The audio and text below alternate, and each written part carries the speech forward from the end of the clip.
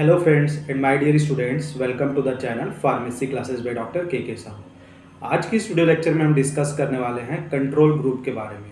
ठीक है, एक्सपेरिमेंट में यूज़ होता है, जनरली आप लोग देखे होंगे। और एज ए फार्माकोलॉजी स्टूडेंट आपको ये तो जानना बहुत ज़रूरी है कि कंट्रोल ग्रुप क्या होता है, इसके कितने टाइप्स हैं और इसको क्यों रखा जाता है बेसिकली। So let's begin.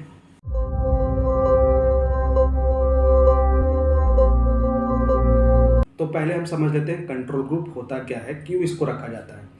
तो जैसे आप किसी भी दूसरे इंस्ट्रूमेंट की बात करें, जैसे कि विजिबल इंस्ट्रूमेंट या फिर हम IR स्पेक्ट्रा की बात करें, HPLC की बात करें, कोई भी इंस्ट्रूमेंट की बात करें, तो एक हम लोग को बेस लाइन चाहिए रहता है कि एक रेफरेंस हमको ड्रग चाहिए रहता है जिससे हम कंपेयर करें अपना टेस्ट ड्रग को। सिमिलरली इन विवो स्टडी में भी हम लोग क्या करते हैं, कुछ ऐसा हमारे पास ड्रग रहना चाहिए, ऐसा कुछ पैरामीटर रहना चाहिए जिसके रेस्पेक्ट में हम लोग कंपेयर करें कि हमारे ड्रग का एक्शन कितना आ रहा है, पॉजिटिव की ओर जा रहा है या निगेटिव की ओर जा रहा है। कंपैरिजन के लिए कुछ तो चाहिए हमको। So control group is just for comparing the response of our test group. ठीक है, हमारे टेस्ट ड्रग का कितना एक्शन आया उसको जानने के लिए हम लोग एक कंट्रोल ग्रुप रखते हैं। जनरली पहले की स्टडीज़ में कंट्रोल ग्रुप नहीं रखा जाता था, इसलिए जो रिजल्ट आते थे वो बायस्ड रिजल्ट रहते थे, उतने एक्यूरेट रिजल्ट नहीं रहते थे। लेकिन अभी ये हमको कंट्रोल ग्रुप रखना बहुत ज़रूरी हो गया है। इसके बिना रिसर्च पेपर पब्लिश नहीं होता है ना, और रिसर्च इनकम्प्लीट माना जाता है कंट्रोल ग्रुप के बिना।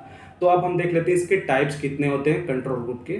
तो बेसिकली इसके 3 टाइप्स है, 3 टाइप्स आर देयर। पहला जो कंट्रोल ग्रुप है उसको हम लोग बोलते हैं अनट्रीटेड कंट्रोल ग्रुप, जिसमें कोई भी ट्रीटमेंट हम लोग नहीं देते एज सच। फॉर एग्जाम्पल, जैसे कि आप लोग एंटी हाइपरटेंसिव स्टडी करना चाहते हो, ठीक है, तो एक ऐसा ग्रुप रहेगा एनिमल्स का, 6 तो रहेंगे उसमें, हर एक ग्रुप में 6 एनिमल रहते हैं, ये आप लोग को तो पता है। तो उस 6 एनिमल को हम लोग कोई भी ट्रीटमेंट नहीं देंगे, उसका बीपी रिकॉर्ड करेंगे हम लोग और देखेंगे कि उसका ब्लड प्रेशर कितना आ रहा है। देन उस ग्रुप में हम लोग इंड्यूसिंग एजेंट अगर कुछ ऐड कर रहे हैं, जैसे कि जो बीपी को बढ़ाए अदर ग्रुप में, वो हमको उसमें देना है। ठीक है, ब्लड प्रेशर को बढ़ाने वाला जो एजेंट है, इंड्यूसिंग एजेंट बोलते हैं, जो जनरली हर एक प्रोटोकॉल में अलग अलग होता है। जैसे कि कुछ अगर एल्जाइमर्स की डिजीज आप इंड्यूस कर रहे हैं तो स्कोपोलामिन है ना, एल्युमिनियम क्लोराइड है, इस टाइप के। तो अगर हम ब्लड प्रेशर की बात करें तो इसमें भी कुछ इंड्यूसिंग एजेंट, जैसे कि हाई फैट डाइट हो गया, वो भी एक इंड्यूसिंग एजेंट है। या फिर और भी कुछ एजेंट देंगे हम लोग जिससे वो इंड्यूस हो जाए ब्लड प्रेशर। ठीक है, तो वो देंगे हम लोग, और before treatment of the inducing agent वो हम लोग उसका ब्लड प्रेशर नोट करेंगे, और आफ्टर ट्रीटमेंट वो हम लोग नोट करेंगे। That is the untreated group. हम लोग इसमें कोई भी ड्रग नहीं दिए, ठीक है, बस हम लोग उसमें इंड्यूसिंग एजेंट ऐड किए हैं। देन सेकंड जो कंट्रोल ग्रुप होता है उसको हम लोग बोलते हैं placebo control group. Placebo control group, जैसे कि नाम से आप लोग को पता चल रहा है, इसमें कुछ ऐसा ड्रग देंगे जो कि प्लेसिबो, जिसका एज सच कुछ इफेक्ट ना हो।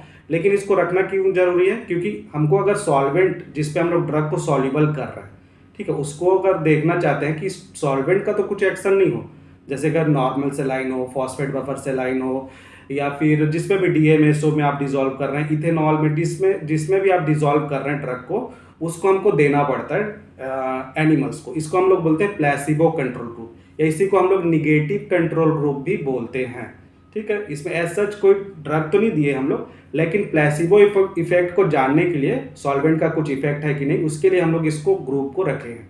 और इसको शाम कंट्रोल भी बोलते हैं, आप भूलना मत। इसका 3 नाम है, प्लेसिबो कंट्रोल ग्रुप, शाम कंट्रोल ग्रुप और निगेटिव कंट्रोल ग्रुप। देन हमारा आता है थर्ड कंट्रोल ग्रुप, जो कि हम लोग बोलते हैं स्टैंडर्ड कंट्रोल ग्रुप, या इसी को हम लोग पॉजिटिव कंट्रोल ग्रुप भी बोलते हैं। इसमें क्या होता है, जो स्टैंडर्ड ड्रग है, जो हमको नोन है जिसका एक्टिविटी, ठीक है, जैसे कि एंटी हाइपरटेंसिव की बात करें तो जैसे कि जो मार्केटेड ड्रग है उसको हम लोग इसमें ले सकते हैं, जिसका एक्टिविटी हमको पता है, ऑलरेडी वो मार्केट में है।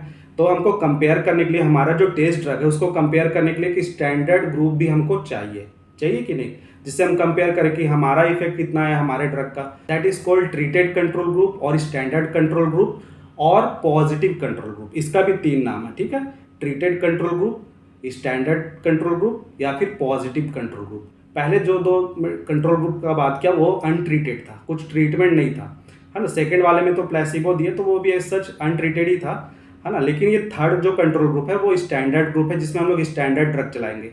तो जैसे कि अगर मैं एंटी हाइपरटेंसिव स्टडी करना चाहता हूँ, तो कुछ मार्केटेड ड्रग की जैसे मैं बात कर रहा था, सपोज जैसे मैं कैल्शियम चैनल ब्लॉकर स्टडी कर रहा हूँ कुछ ऐसा ड्रग का, तो हमको कैल्शियम चैनल ब्लॉकर देना पड़ेगा, जैसे निफेडिपिन, एम्लोडिपिन जो मार्केट में है, उसका डोज जो है वो हमको देना पड़ेगा।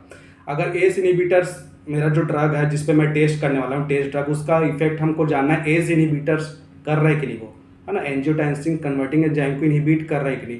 तो उसके लिए हमको एस इनहिबिटर रखना पड़ेगा अपने स्टैंडर्ड ग्रुप में। तो कैप्टोप्रिल, इनालप्रिल जो भी मार्केट में उसको हम लोग देंगे जिससे हमको कंपेयर करना चाहते हैं। ठीक है, उसी प्रकार अगर बीटा ब्लॉकर जैसे स्टडी को हमको स्टडी करना है, अपने टेस्ट ग्रुप का बीटा ब्लॉकर स्टडी देखना है, तो उसके हम लोग एटेनोलोल देंगे, ये सब ड्रग देंगे।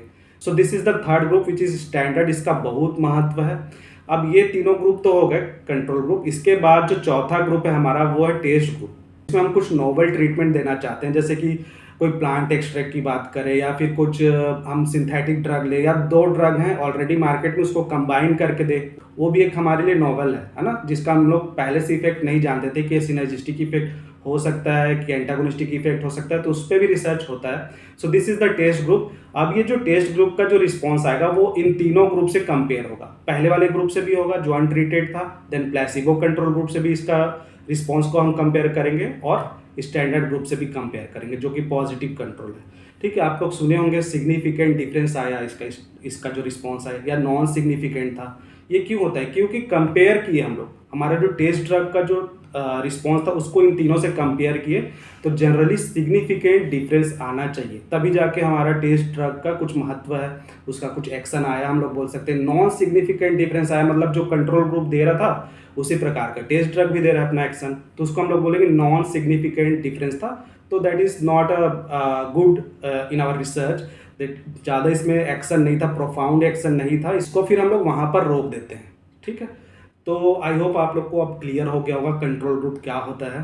ठीक है, इसका इंपॉर्टेंस आप लोग जान गए होंगे। इसी प्रकार के और भी फैक्ट के साथ मिलते हैं अपने नेक्स्ट वीडियो पे। Till then thanks for the watching, thank you.